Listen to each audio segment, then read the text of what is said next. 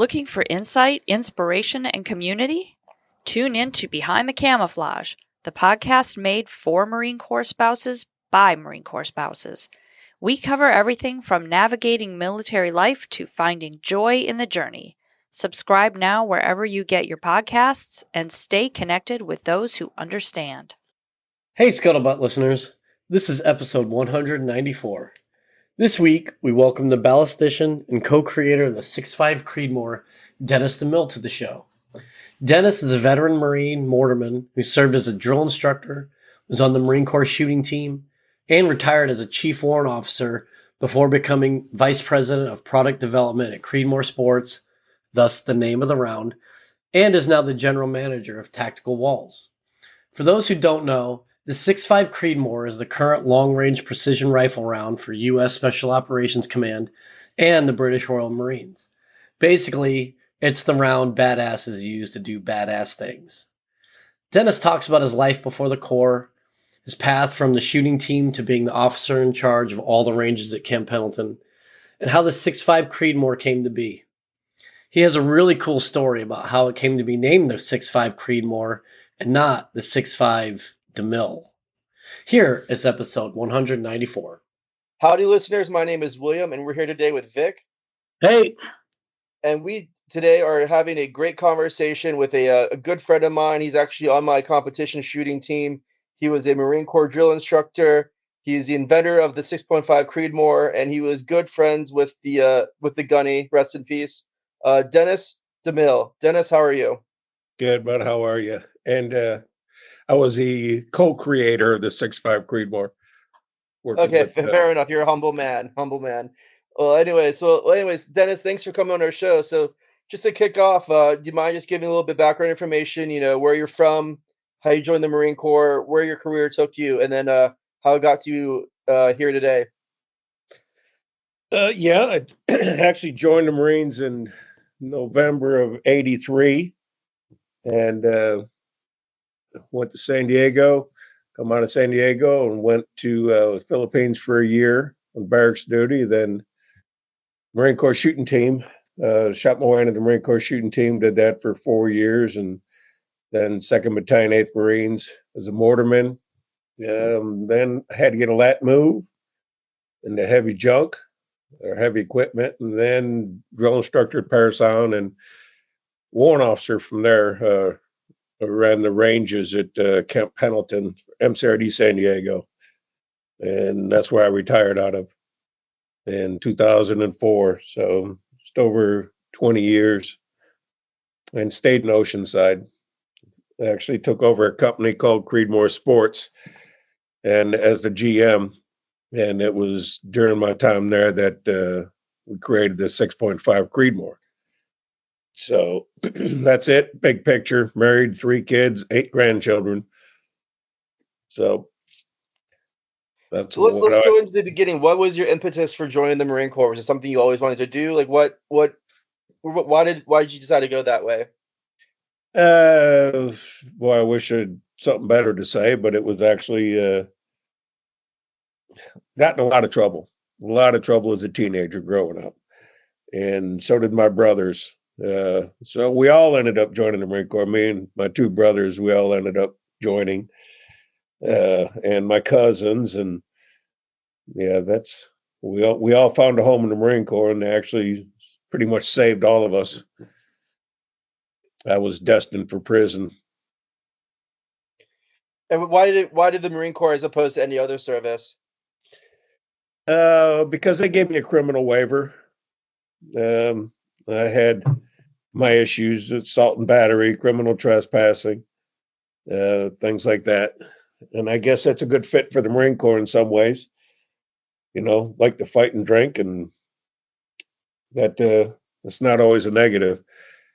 Certainly not for the Marine Corps, but other branches, I didn't even try. Well, fair enough. So, what was your experiences like going through boot camp yourself in San Diego, and then what were you doing as soon as you got out?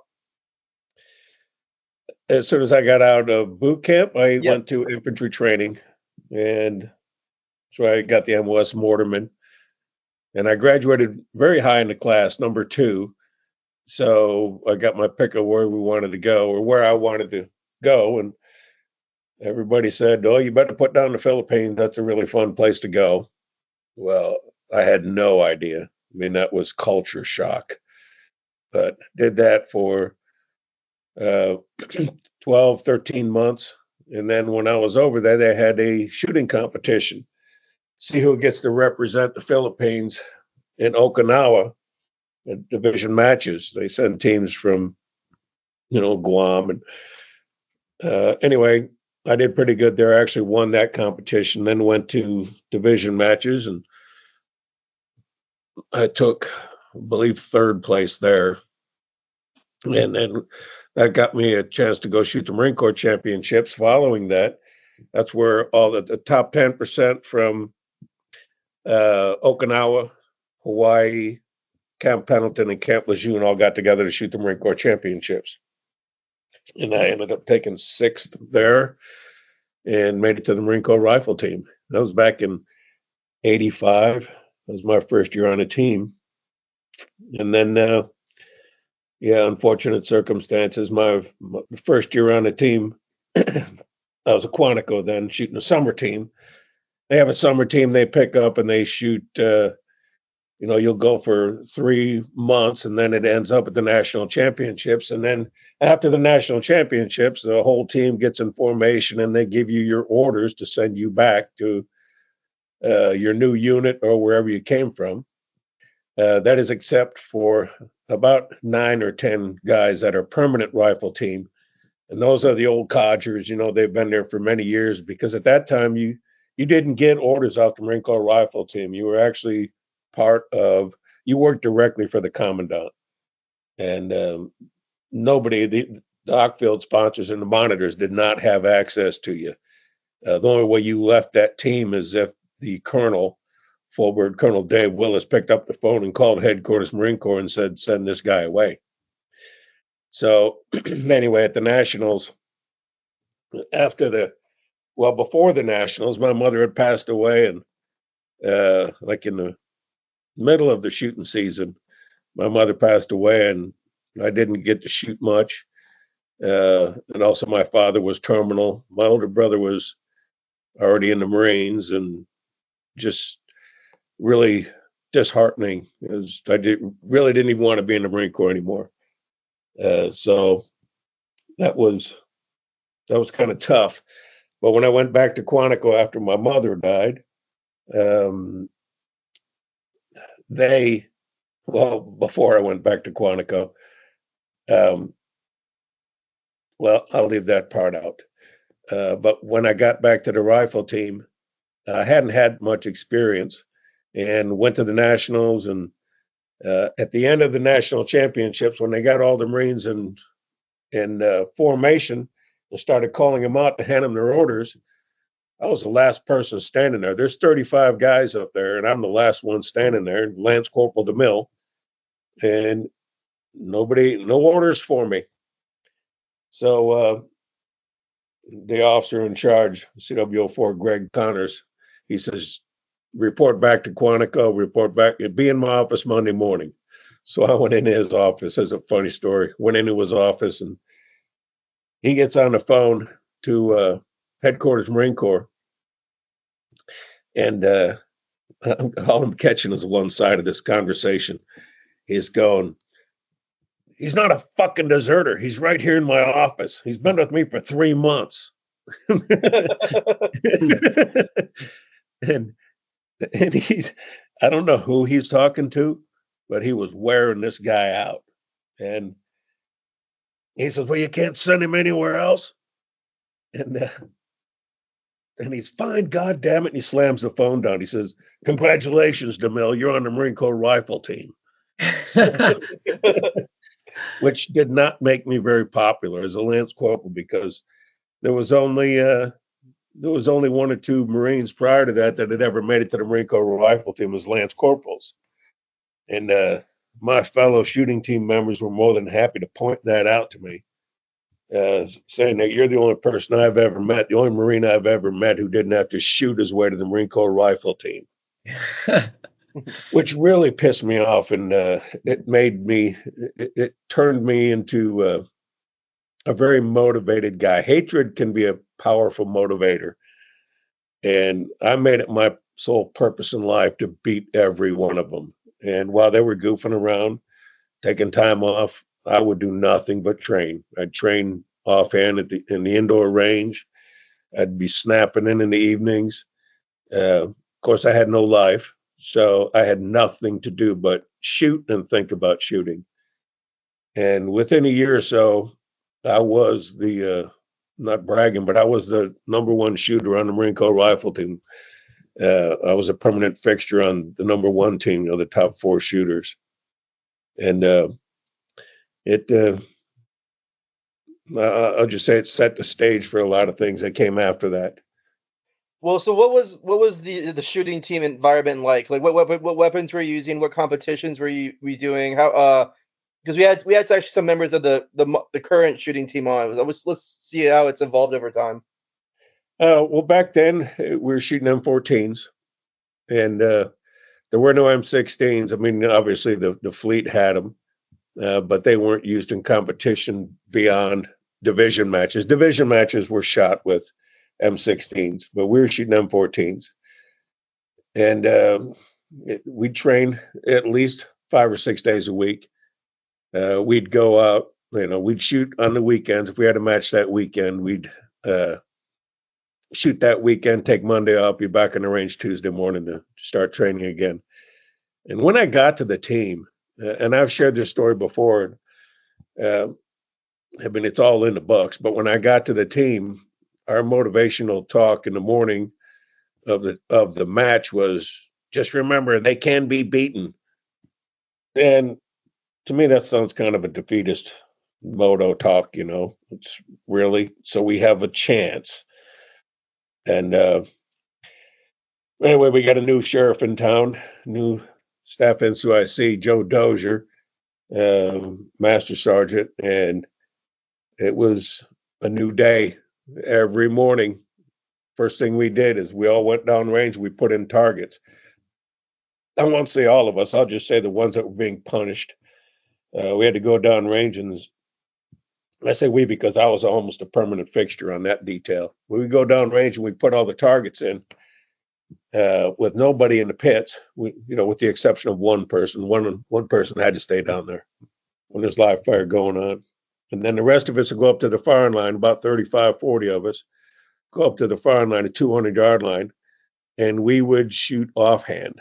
But we would shoot one, dry fire two, shoot one, dry fire two, and you do that for an hour. So you're pretty sick of shooting offhand by the time you're done with that. But then we broke down into teams, and then everybody shot another 20 rounds offhand. So we're shooting about 80 rounds a day offhand. 40 of which are live fire. But we spent day on, stay on in that range. I mean, it was pretty brutal, and it paid off because it wasn't but a year or so after that, there wasn't anybody that could touch us. I mean, I believe that maybe not that following year, but the year after, years kind of run together, we shot 14 team matches and we only lost one. And that was because one of our guys cross-fired one of his shots offhand. But if he hadn't done that, we'd have had 14 for 14 team matches, just not even close. We were a powerhouse. What distances are you shooting at? 200, 300, and 600. So, it's 20 rounds offhand, 20 rounds 2 rapid, 2 strings of 10. That's in the sitting. We shoot 2 strings of 10 at the 300-yard line prone, rapid fire. And then at the 600-yard line, we shoot 20 rounds, slow, prone. So it's not that different than a regular qualification course, except not 500 yards. But, I mean, we shoot 600. Regular course is 500 yards. And regular course shoots 5 rounds offhand or standing. We shoot 20. We don't shoot any kneeling or slow fire. Our slow fire 200-yard line is all offhand. We don't shoot slow fire sitting or slow fire prone at the 200 or kneeling. But that's the difference. A little And more so- challenging. So Dennis, and other than shooting matches, did you guys have much interaction at all with the fleet? Like, were training teams coming out to see you guys, or were you guys going out to the various units? Yeah, well, those division matches that I was talking about, those matches were taught by the permanent personnel. So those 9 or 10 guys that were on the Marine Corps shooting team, those are the ones that would go to Eastern, Western. They teach the matches in Far East, the Hawaii, Okinawa, and Pendleton, and then go back and teach the division matches and the Marine Corps championships at Camp Lejeune. So top 10% of those guys, rifle and pistol, join the rifle and pistol teams for just the summer till after the Nationals. But yeah, that was our interaction with the fleet, is going, to division matches or teaching division matches. But after the shooting, after Camp Perry, the permanent personnel would go to Camp Pendleton, 29 Palms, and we'd shoot matches out there against those guys, the post and station teams, because they had their own budget and their own shooting program. And to my knowledge, I don't think any of them do anymore. I think those days are over. So how did you end up as a drill instructor? That's an interesting story. I was actually at Camp Perry shooting the national championships, and when I got back,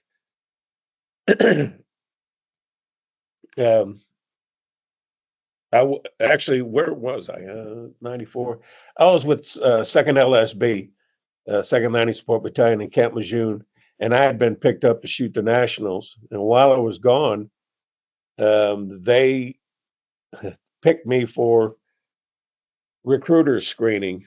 Well, I wasn't there for recruiter screening, so since I missed the screening, they automatically made me a recruiter. And I did not want to be a recruiter. So I got dressed and went to headquarters Marine Corps and said, I want to be a drill instructor. So I was able to do that, talk them into it. So that's how I got to be a drill instructor. So what's like the behind the scenes like training and prep for a drill instructor, like to at least in your day, to make yourself so efficient at your job? Well, I don't care how efficient you are at your job. That's a job like you've never had before. But it was very physically demanding, but mentally as well. I mean, I was a staff sergeant, and if you can imagine a staff sergeant going back to boot camp and being yelled at and calling a gunnery sergeant sir, and that gunnery sergeant has your heels locked and wearing you out, and it was very trying. It was a very tough school. We had a very high attrition. But so the schooling to become a DI is essentially going through boot camp again. It's actually worse, because everything that the recruit does, you do 3 times. I mean, if the recruit's carrying 30-pound pack, you're carrying a 90-pound pack. It's if you're going to run 3 miles as a recruit, well, you're running 9 miles. They do that to make sure you never ever embarrass yourself, embarrass the Marine Corps in front of the recruits. If you can physically do 3 times what you're asking a recruit to do, there's 0 chance of you embarrassing yourself. And that's why the attrition rate's so high. And then how do they instill techniques upon you in order to get into the recruit's head? Like, is there any sort of like special sauce that they give you? Well, most of us remember what we went through in boot camp. So it wasn't hard to think back on those days. And since really going through DI school was a version of boot camp, because I hadn't been yelled at like that since I was in boot camp. And yeah, that's your training for it. So it's pretty easy to fall back into that routine, or at least know what it's like and know how you need to treat those recruits. So since Vic, you were actually on the inside in the Marine Corps, what's your perspective? What questions can you bring to this? Well, really, my question is, because it's such a unique sort of path, is what was it? Were you able to sort of compartmentalized because you had so much experience with the shooting teams and doing all that stuff, and then obviously going onto DI duty. You're doing more of the training aspect of it, but probably not. I can't imagine there was a ton of prac app. So what was it like having all this experience at the highest level of shooting and marksmanship, and then have to go into now, training people who maybe have never even held a weapon before, and then what did that do for your skills, and how did you stay up on that? Well, I had so many rounds down range. I wasn't worried about my skills going away at all. You know, it was when you shoot to your ankle deep in brass for so many years.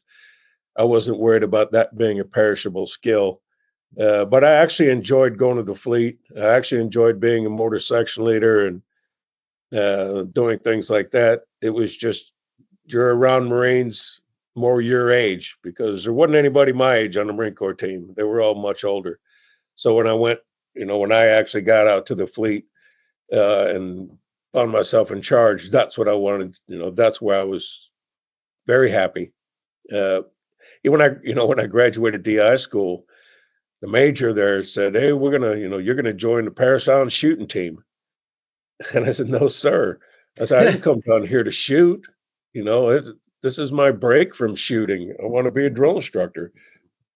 And at the time, my brother-in-law was the officer in charge of the Paris Island shooting team. So, no, I don't want to do this. But yeah, I enjoy the fleet a lot more than I enjoyed the Marine Corps shooting team. No, interesting. Yeah. So But, what years were you a drill instructor? 94, 95. And was there, because I guess because you're really kind of in the sweet spot. What was, I guess, some like the memorable experiences from being a drill instructor? Oh, boy, it's the most fun you can have legally. I mean, if you can really, the hardest part was I've got a sense of humor. I like laughing. I like making people laugh, but you cannot ever smile in front of a recruit. And God help them if you make them smile, because you're going to have to punish them for smiling or laughing at you. So I could not say anything that was the slightest bit humorous and risk having them smile. So that was tough. Uh, really, that was about the only thing I didn't like about being a drill instructor. The rest of it was fun. Yeah, yeah. But my kids, they two young daughters, they were able to come out there and see me work during family day when we were running the recruits through, the circuit course. They like that. And the slide for life. And they enjoyed that. Did they come out with a different perspective on your disciplining skills after watching you be a DI? No, it was stressful because it caused me to change quite a bit at home with my wife and kids while I was a drill instructor. It's hard to turn it off, and your voice changes because you're yelling all day and screaming, and so your throat is ripped. So when you bring that home, it's a very noticeable change to your wife and kids, and it's almost scary, and it's hard to turn it off and walk back through the door. Fortunately or unfortunately, the kids didn't see you much during the day. They were asleep when you got up, and they were asleep when you came home. Maybe one day a week, or one day every couple of weeks, they'd see you pass during the daytime when they're not in school. But that was probably the worst part. Not so much the laughing, both terrible, but sure didn't see my family much. And the divorce rate was 50%. Oh, wow. So, well, that's part of the DI screening that you're supposed to go through. Is they look at your financials, they look at the stability of your marriage, they all of it. They want to make sure you're not bringing all that crap to work with you. If you got a horrible family life and going through a divorce, you're going to drag that stuff into work with you. And the last thing you need is another reason to snap on those recruits. They give you plenty. Mm-hmm. So, you don't want to be a ticking time bomb when you walk on the quarterdeck. So where does your career take you after you were finished being a drill instructor? Well, I picked up warrant officer. They sent me to warrant officer basic course at Quantico, but that was just joke, really, because I was a drill instructor, went through DI school, and you can survive that. You can survive anything. Well, Marine Corps wise, and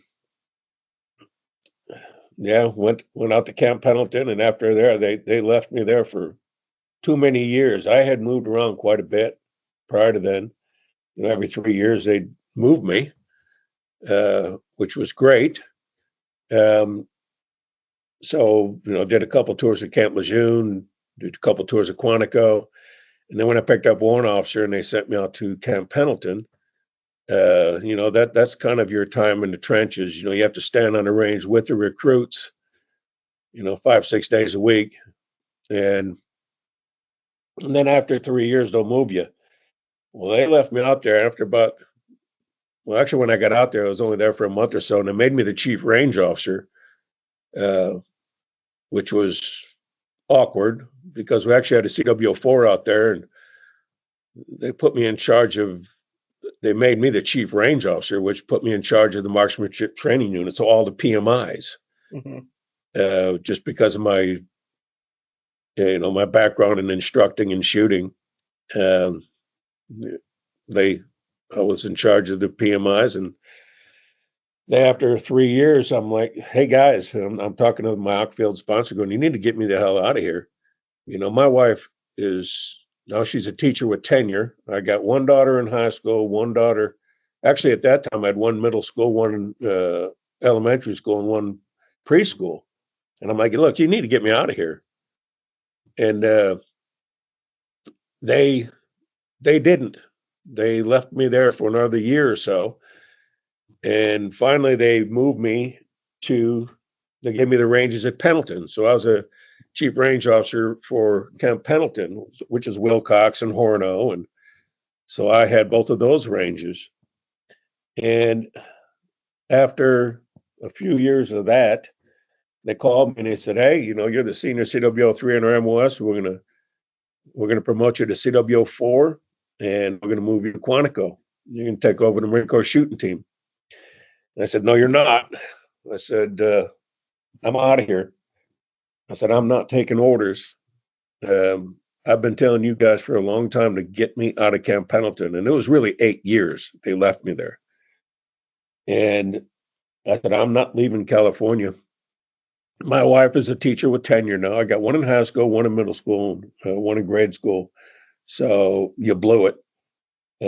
I'm not staying. And my philosophy and my belief is that you go wherever the Marine Corps tells you to go. If you ever get to the point where you don't care what the Marine Corps tells you to do, I'm going to play it my way. I insist you send me here, you leave. No, you need to get out. You go where the Marine Corps tells you to go, or that's what I did.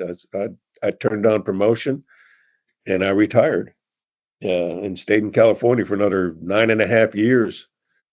The day I retired, I took over as GM for Creedmoor Sports, but that wasn't assured. It was just rolling the dice and trusting in God to take care of me here. So it worked out. So what was Creedmoor Sports like when you joined the company?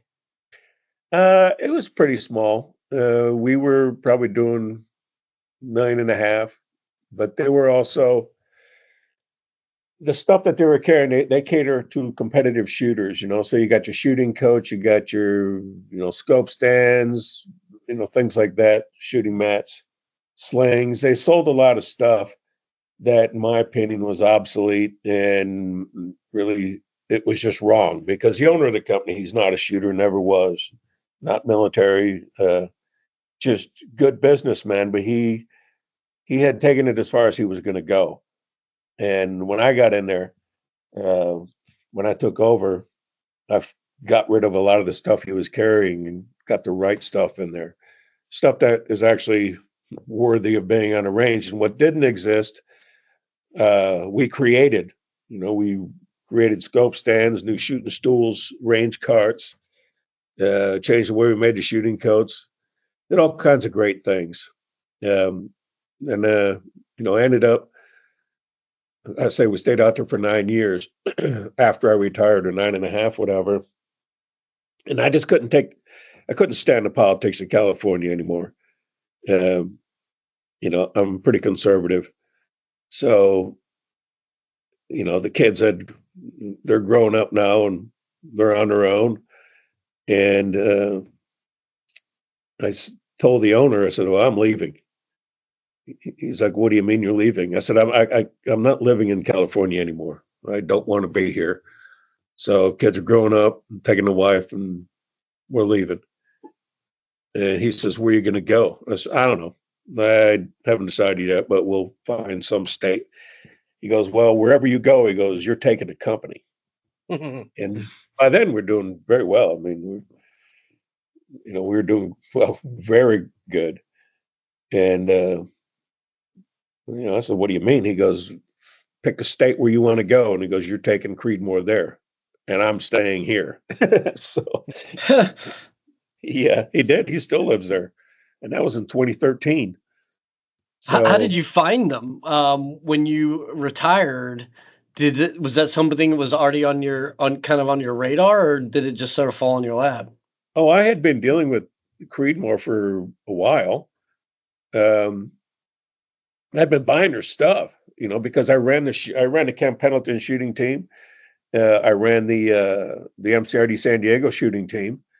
So I outfitted most of my shooters with, stuff that only Creedmoor sells, like the shooting coats and the mats, and the scopes and stuff like that. All the high dollar stuff I hadn't gotten from Creedmoor because they're right there, they're local, and they were really the only show in town, even nationwide. They made the best shooting coats in the world, and that's why would I go anywhere else? And then one day, this is prior to my retirement, the owner of Creedmoor Sports says, hey, I want you to, or would you help me create the largest rifle match in the country outside of the national championships? I said, well, yeah, what do you have in mind? And he said, can we shoot on base? There's the base has a shooting program. It's small. And I said, yeah, I'm sure we can arrange that. He goes, I will provide all of the prizes. I will do all the marketing, all the advertising. I just need you to run the competition, like write the match program, write which includes a course of fire and stuff like that. And tell your friends, because hell, I knew everybody. And yeah, I mean, it was a huge success, unbelievable. Hundreds of people showed up. It was great for Oceanside, great for Camp Pendleton. It was quite the thing. There's the largest range in the country, in the military or the Marine Corps anyway. So it was just a perfect fit.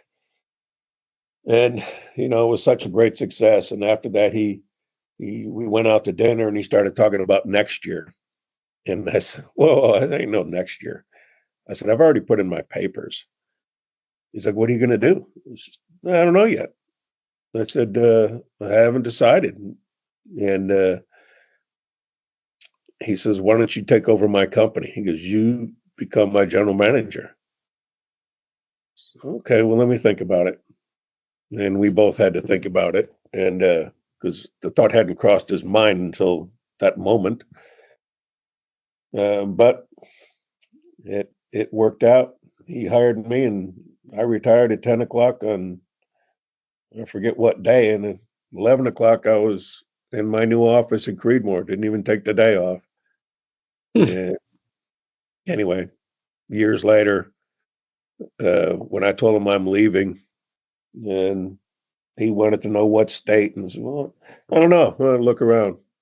So we looked at my wife's state. She's from Indiana. We, obviously, if because we were importing guns from Germany, we were 700-800 guns at a time, and of course, the ATF out there was just jackasses. They'd come in, and these are 22s. These are Olympic grade rifles and air rifles. But the ATF, being who they are in California, would just turn us upside down. And, it's just a horrible state to run a business, any kind of business. So, when we started looking for different places to go, especially if I'm taking a company, you're going to look at the polar opposite of California, which is Alabama. So my wife got on the internet, and in 1994, when they did this BRAC, their base realignment enclosures, they closed down this base called Fort McClellan in Anniston. So I said, let's go check that out. And then Lori was my wife. She's looking on the internet, and here's this old ABC store or package store, liquor store. It's 15,000 square feet, huge gate, like an old PX. And we bought that for a song, went and looked at it, bought it, gutted it, redesigned the inside of it, and turned it into Creedmoor. Moved everybody. There was only one person in the company that didn't go with us, which was, at that time, we had 10 employees. 9 of them moved with us, families and everything, brought them with. And all of those people were born and raised in California. So talk about a culture shock. But it was a really good place to work. We were by that time, we were pretty much family. So that's awesome. So how did the development of the 6.5 Creedmoor go? That in 2005, and there's stories out there that are wrong, but the best story the closest one I've read was in Outdoor Life about the 6.5 Creedmoor.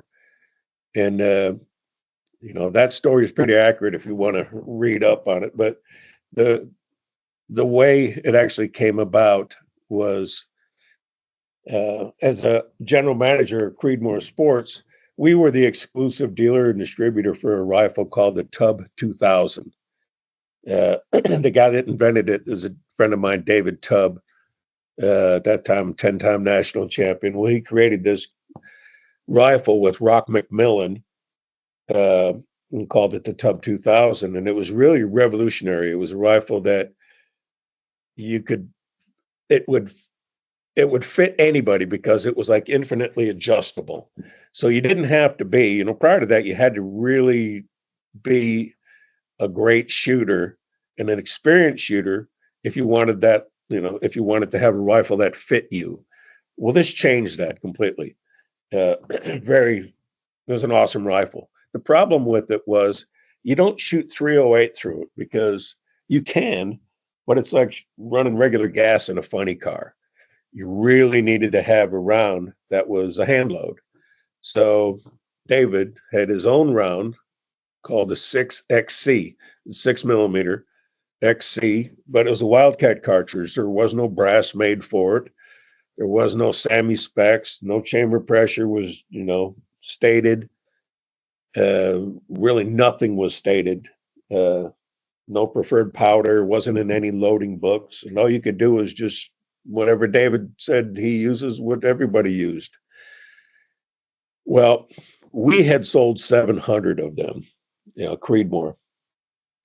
And everybody that bought one of these things had bought it on my word, by saying that this is a phenomenal rifle.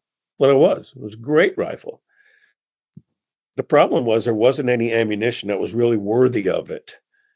And people started having problems with it, because they'd load a lot of powder in it, trying to get the most out of it. And then they start blowing primers or piercing primers.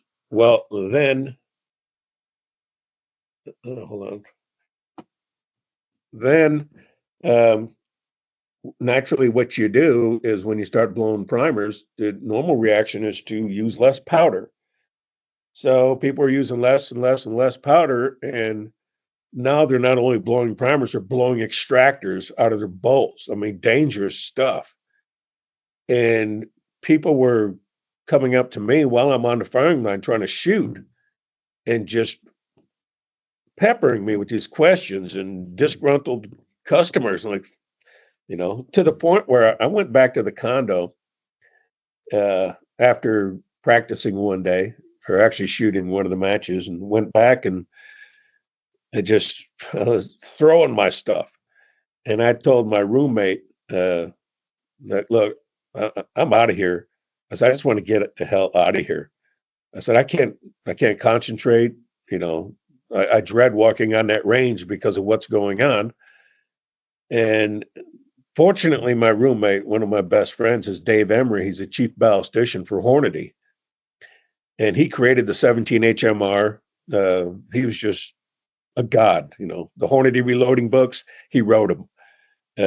Is just a savant when it comes to ammunition and what powder to use and how much. And, he created his own bullets and craziness. But anyway, he was my roommate, and he goes, I tell you what, and he said, just tell me what you want in a perfect round. If I gave you a blank check, tell me what you would want, what you would consider the perfect round. So I listed everything. You said blank check. Okay. It's got to shoot inside of a 308. It's got to be a laser beam. It cannot be jump sensitive, so you're not destroying the barrel. And when you shoot VLD bullets, very low drag bullets, depending how much the lands and grooves are eroded out of the throat, you have to seat your bullets longer to compensate for the amount of throat erosion. So this can't do that. It can't be jump sensitive. That's the term. And I said, okay, it's got to be low recoil because we shoot rapid fire. Not that I'm a recoil sissy. It's just the more I sit there rocking back and forth, the less time I have to get back on target, get back to my aiming point. So it can't be a lot of recoil. And it has to be, you have to write the recipe on the outside of the box. If I'm happy with the way this is shooting, tell me how to recreate it, because I can't afford $1.25 every time I pull the trigger. Of course, now it's ridiculously more than that, but, write the recipe on the outside of the box, write down how much powder, what kind of powder, what, overall length, everything. And that was, and the velocity and the barrel length that it was shot out of, everything. And that was unheard of at the time. Anyway, I'm handing him all this stuff, and yeah, and also the brass has to be commercially available, so it has to be a SAMI approved rounds. And he's like, look, he goes, if I'm only loading this for you, then I'm okay with that. I don't know, it could be a good round. If you can do all this, it'd be a good round. So, well, that was in August, and then at the SHOT Show, with January, whatever, he comes up to me and he hands me this round, and he goes, here it is, the 6.5 DeMille. And pretty cool. I looked at it. It had no head stamp on it, and it was everything that I had asked him. He said, well, just go ahead and, I'll load you up a few thousand rounds of these things and you go test them. And, the other thing I mentioned is it can't be a barrel burner. I don't want to put a new barrel in here every 2,000 rounds. $600 for a barrel, 2,000 rounds, I ain't going to cut it.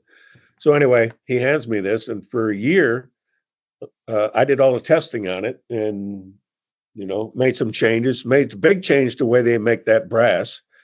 Actually went up there, and they were to grind on and watch them make brass, and they weren't doing 6.5 Creedmoor at that time. They hadn't started. It was just Dave making this stuff himself on their machines. But They weren't mass producing it yet.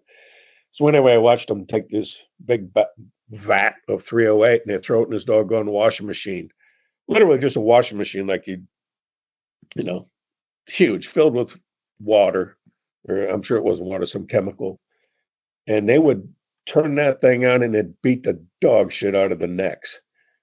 And I said, I pulled a piece out of there and I go, look at that neck. I said, it looks like you trimmed this with a ball peen hammer. I said, you can't do that with the 6.5 Creedmoor. Please don't. Well, why, Jason Hornady goes, well, our customers, they like shiny brass. And I said, what do you consider some of the best brass in the world? It's Lapua. And Lapua does not do this to their brass. They leave the annealing marks on there. That's a discoloration near the neck. They leave it on there. And yet it's just accepted as some of the best brass in the world. So leave the annealing marks on. Skip this step for the 6.5 Creedmoor.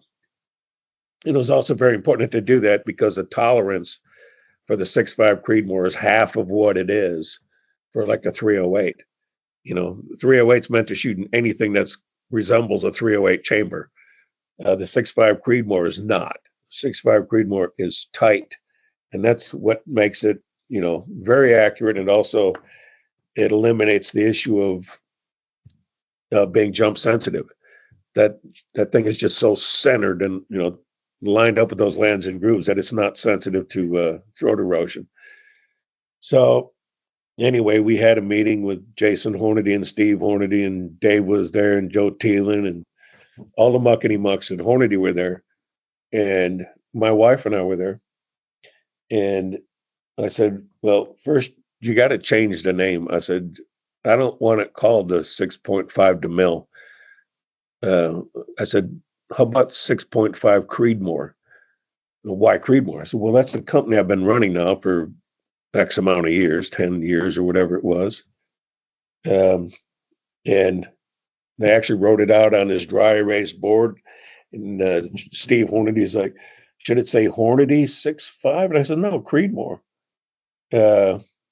So he was trying to wedge Hornady in there somewhere. But anyway, there wasn't room. It had to be 6.5 Creedmoor. So that's what they agreed to name it. And for, it's actually, the deal is that I do the testing and the evaluation on it for a year. And we had the exclusive for Creedmoor Sports is going to be the only people in the country that sell 6.5 Creedmoor. Well, that was for a year. And we had already done most of the testing. We got our first pallet in. I mean, it was great. People have been waiting for it. We had reamers in stock. It was good to go. Except I started getting calls from customers going, it's not chambering in my rifle. Like, what are you talking about? Yeah, it's not. So I went back there and opened the box, and stupid me, I had not done that yet. And I'll be damned, there was no annealing marks on there. They had run all that brass through that great big washing machine of theirs. Oh, get out of here. Yeah. So I called Jason. I said, we got a problem. I said, none of these rounds are chambering. So I'm going to send it back to you. And y'all need to do what you got to do. So they didn't know what to do. So I was talking to Dave, and I said, Dave, when you're running it through your seeding die, I said, why don't you just take out the plunger, the seeding plunger, and use a neck bushing to knock this doggone, run the ammunition through the machine again, knowing it's loaded with the primer in it, run it through the machines, and just knock down that edge. Of course, had to come up with their own neck sizing dies because there ain't a die around that's made to run a loaded round through it. But they did send it back to me, and a lot of success. I mean, it was meant, it was really designed to be a competitive shooting round with a low recoil, and it had to fit in a box magazine. It had to fit in a standard length box magazine, and that's where the separation is. I get all these idiots out there, the love hate of the Creedmoor out there saying that, yeah, the 338 Lapua was much better round. Yeah, so's a 50 cal, idiot. And you know what's better than that? Naval gunfire. But it's apples and oranges, dumbass. It had to fit in a standard box magazine. It had to do all of this stuff. Every round you're mentioning is not only a barrel burner, it won't fit in a standard box magazine. And it's not practical to go out there and shoot 110 rounds of this a day, which in competition, that's not an unusual day. So it was designed to be nothing but competition. But then, they started changing the projectiles, and it turns out it's pretty popular in just about everything. It's a great hunting round. I don't know if I'd shoot an elk with it, but a lot of people have. But now there's a lot of special forces, and I was going to say, using it. because SOCOM now is looking to start fielding it amongst the teams, right? Yep. Mm-hmm. Yeah, they like I said, it's becoming very popular. And the nice part about it is it's as a sniper, and you're doing your range estimation, you can be off a little bit because there's not that much bullet drop. There's a lot less bullet drop. It shoots a lot flatter than a 308. 308 is subsonic at 1,000, somewhere around there. I know because when we'd compete with a 308 at 1,000, sometimes those bullets would come in tumbling. And 6.5 Creedmoor, it's supersonic up 1,300 yards plus. So it's shooting much flatter. So if you want to hit somebody and you're off a little bit, 20, 30 yards, you'll still get a kill shot. So I think that's why it's popular amongst them. That, and you can get back on your target quicker because the recoil is substantially less. So, and how much are you involved in that process of fielding? Sort of outside the civilian applications. Oh, I'm not involved at all. Oh, okay. When I left Creedmoor in 2018, I left, for a few reasons, but one of the reasons was, Ermy and I were really good friends, and he used to come over to the house all the time. He'd fly from California out to Alabama and just hang out, and he knew that I was getting tired of what I was doing, and he's like, "Don't you do anything stupid like quit." No, I won't do that. But anyway, Lee died in April of 2018, and I quit in August of 2018 and moved to Virginia. So stepped away from shooting altogether, really. But still have a lot of friends there, and I kind of know what's going on. Do you have do you have a sense of pride, or what are your feelings on it as it's starting to expand? You mean it's changed a lot. I mean, yeah, it's unbelievable the new disciplines that are out there, and whatever gets people out there shooting, great. Don't care what you do. It's if you're on a range, you got your kids on a range or whatever, that's better than them sitting their asses on a couch with an iPad in front of them. So whatever gets people out there.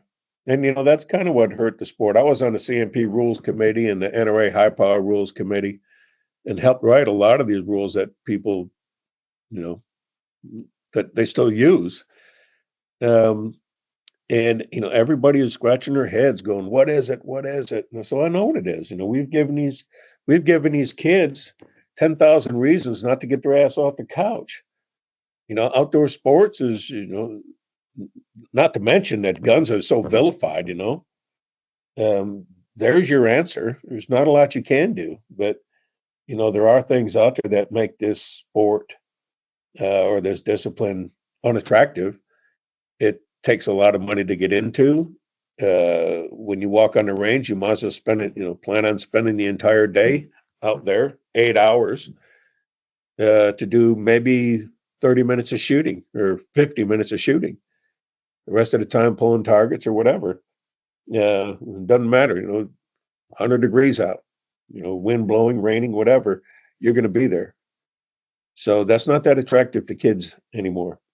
So if we could find a way to shorten it, now they have electronic targets, and I'd like to see it come back. I would really like to see high power, just gain a new life with those things in mind.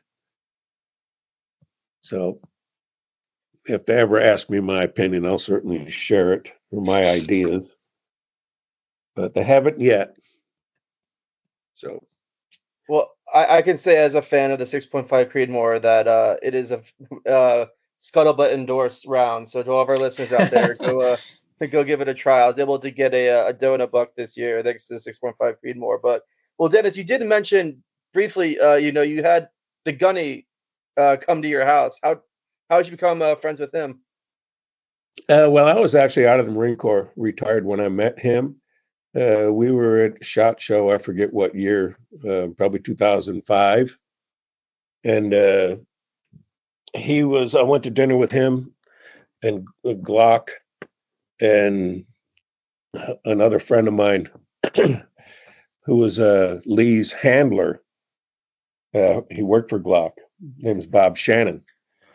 And anyway, we were sitting around shooting, and Bob was actually a shooter himself, or a really good shooter. And we started, Lee. Bob put me sitting right next to Lee. We're both Marines. These other guys aren't. And we started talking. I said, "Why don't you go to Camp Perry?" At that time, we had our own team, and he says, "Well, I'm not good enough to do that." I says, "All right, we'll go up there and be a team captain." I says, "You can watch all of us shooting. If you think you're good enough, well, then I'll put you on a shooting team." So I said, "But you got to train, if you're going to do that." So the first year he went up there and he realized that, I am good enough to do this. So he decided he wanted to be part of our shooting team. And I says, "Well, you got to train.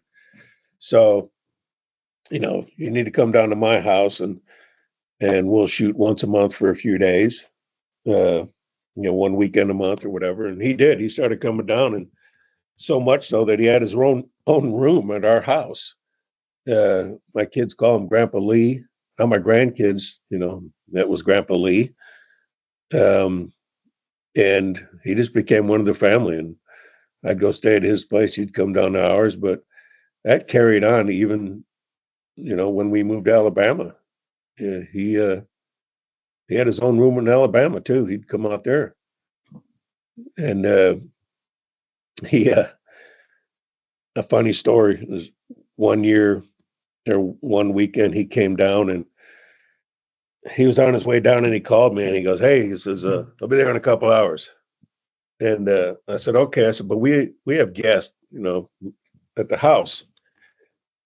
And he says, "Who is it?" I said, "It's Donald Trump Jr. and his wife, Vanessa." And he goes, "Where are they staying?" I said, "Well, I had to put them in your room." He says, "Get them out." I said, "What do you mean get them out?" I said, they've been here for a day already. They've got all their stuff in the dressers, and I'm going to be here for 3 or 4 days. And he's like, "Just tell them to get out." But and I said, "I can't do that." So anyway, he comes walking through the door a couple hours later, and he says hi to everybody. And he goes to bed early, like 9:00. He goes up there, and I've seen the last of them. So we're all hanging out downstairs. We had dinner, hanging out, and go to the garage and have a cigar. And anyway, we all go to bed. So Laura and I go upstairs to bed, and Don and Vanessa go up to their room. And Don comes knocking on our door going, "Door's locked." I said, "What?" He goes, "Yeah, the door's locked." Oh, shit. So I knew what happened. Lee took their room. So I went upstairs. And I looked in my youngest daughter's room, and it's just this little tiny bed. And on that bed was all of their stuff. Lee had went in there and took their suitcases and put all the stuff, took it all out of the dresser, put it back in the suitcase, and brought it into Riley's room. And he didn't give a shit. He just took all the stuff out and locked the door. And it was fun. Everybody got a laugh out of it. But then Junior started traveling with us, and we went all over the country shooting matches together. The 3 or 4 of us, But he started coming down once a month also, and finally we had to get a bigger bed. But Lee and Don would always stay at the house. And, that went on for a long time. Until his dad became president. Then it became a little awkward. So, anyway. All right. Well, Dennis, thanks for coming on the show. Really appreciate it. Vic, do you have any final questions? No, Dennis, I really appreciate it. It's good to hear your story. All right, and to all our audience members out there, thanks for listening. Please go buy 6.5 Creedmoor. I highly recommend it. Dennis, thanks again for coming on. Oh, hey, thanks for inviting me, guys. All right. Have a good one, y'all. All right, take care. Scuttlebutt is a production of the Marine Corps Association. You have heard the voices or contributions from Major Vic Rubel, USMC retired, Nancy Litchman, William Truding, and our guest. Ty Frazier is the editor, sound engineer, and technical producer. The Marine Corps Association is not an agency of the U.S. government. The opinions expressed in this episode are the personal views of the participants and do not reflect the official position of the United States Marine Corps, the Department of Defense, or the Marine Corps Association.